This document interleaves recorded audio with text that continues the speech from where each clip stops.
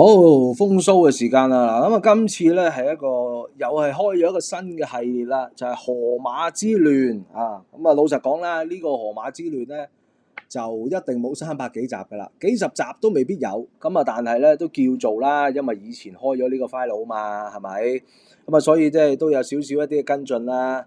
一啲少少嘅 update 啦，揀一啲我想講嘅話題啦，即係你話好似啲即係有某一啲網台咁樣日日講咁樣，咁唔會啦。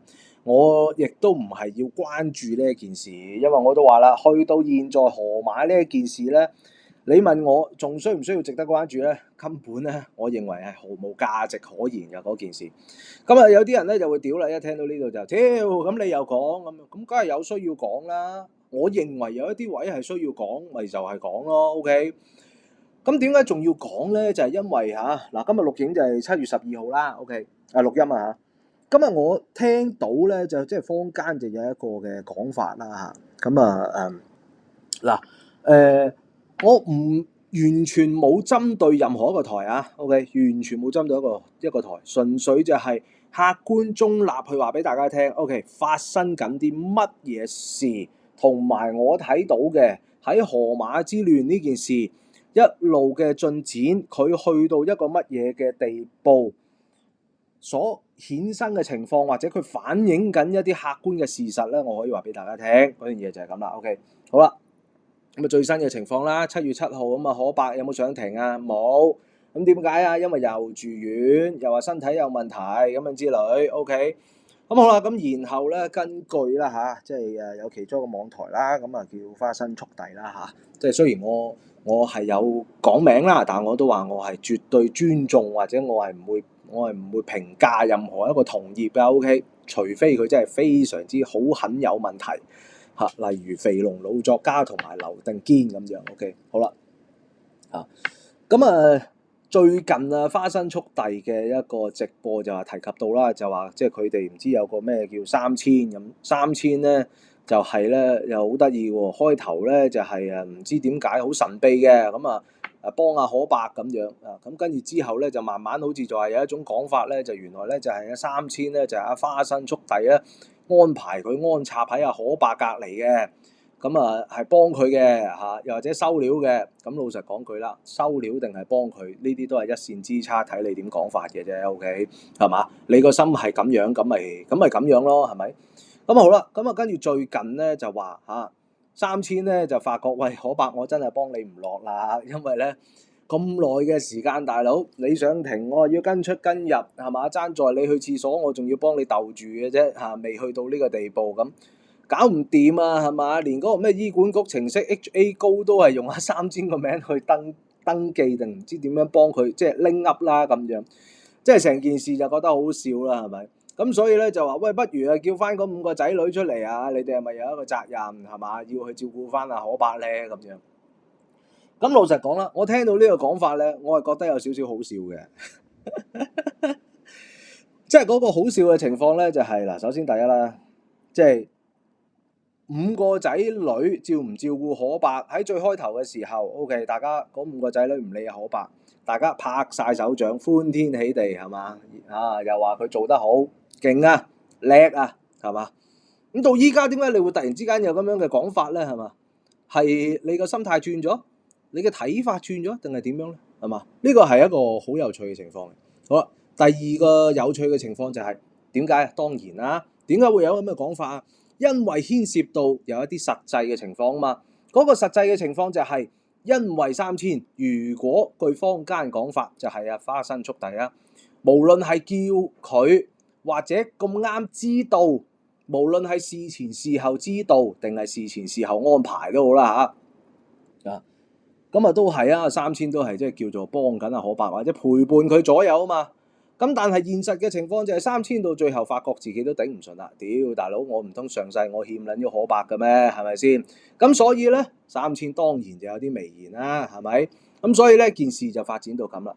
咁由於因為係一個佢識嘅人花生速遞佢識嘅人，或者佢安排嘅人又或者佢知情嘅人，現在有咁嘅感覺，所以幫佢講説話都係或者代佢發言啦。你都可以視之為一個係合理嘅情況嘅，嗰樣嘢係係嘛？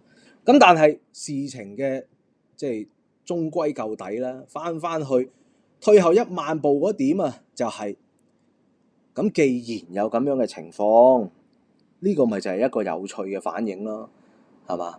咪就係即係坊間可能有啲人佢可能就住一啲網絡事件，佢好八卦，佢好多事，或者甚至乎 whatever，佢有利益嘅目的都好啦，係嘛？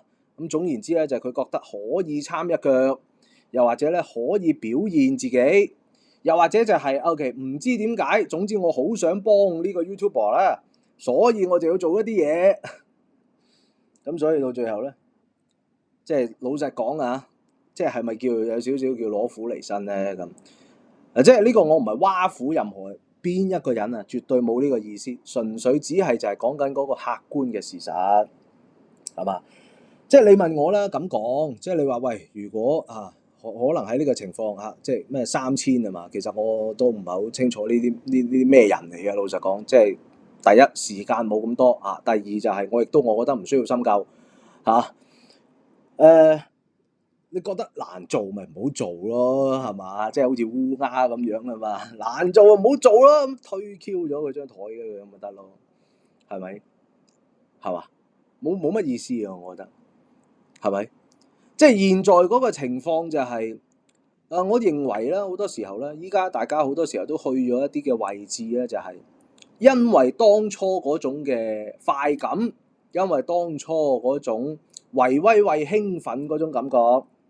咁啊，而去做咗某一啲嘢，咁啊一路咧就要撐落去，一路就頂住個雞頭，係嘛？到最後發覺為咗呢一件嘅網絡事情，到最後終歸都係影響自己現實嘅生活，係嘛？咁啊分兩個階段嘅，第一個係會有唔想搞啦，係嘛？第一個階段唔想搞啦，係嘛？但係個問題唔得喎，全世界仲望住你喎，係嘛？或者甚至乎啦有人威逼又好，利誘又好，求你都好啦，係嘛？喂，3000俾多2000蚊你啊！我唔知啊，即係呢個只係比喻或者講笑啊。OK， 咁啊好啦，又繼續落去做做下發覺，唉，頂住個雞頭死撐啦咁樣。到最後可能有一啲嘅事情，你會發覺就係OK，假設即係喂，我因為要陪阿可伯上庭，撲你個街，我接唔到呢單生意，或者我要推咗個客，係嘛？又或者明明我約咗嗰個客就係可伯上庭嗰個時間，咁冇辦法啦，我要照顧住阿可伯，係嘛？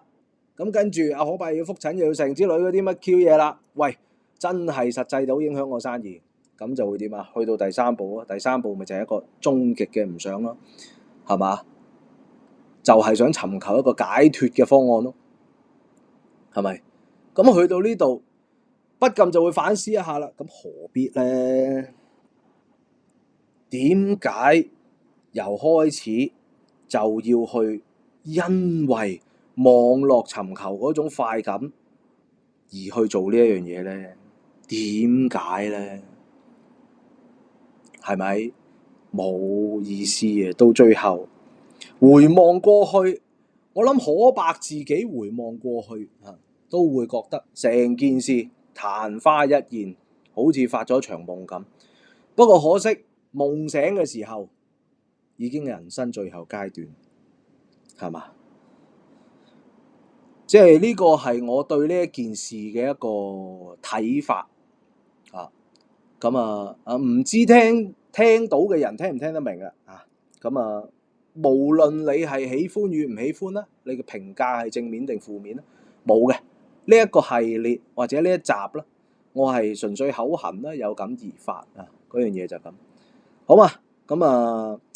呢個系列可能都會繼續落去嘅，咁起碼至少應該27年2月應該都仲會有1-2集嘅，係咪？因為到時河馬判決啊嘛，理論上 OK。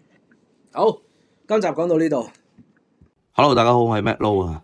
焦點 FMTV 咧同埋大台啊，2026年第一個年度企劃咧就係嚟緊嘅10月9號，我哋將會聯同侯天同師傅去到馬來西亞吉隆坡嘅九王爺廟參加1年1度嘅九王爺誕。